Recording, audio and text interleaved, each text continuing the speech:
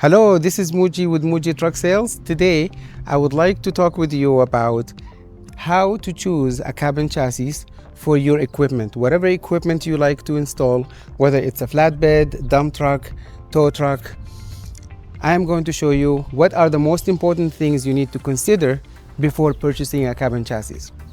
So, here's an example of a 2019 Kenworth. There are three things you need to consider. The most important thing is, does your equipment need a PTO?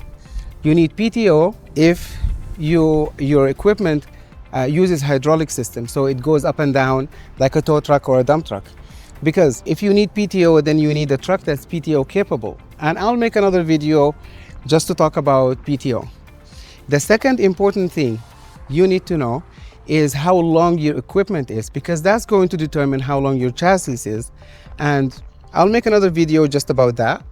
So you will need to measure the cab to axle and also the wheelbase, which is from the middle of the front axle to the rear of the middle of the back axle. And there's a separate video we already made about that.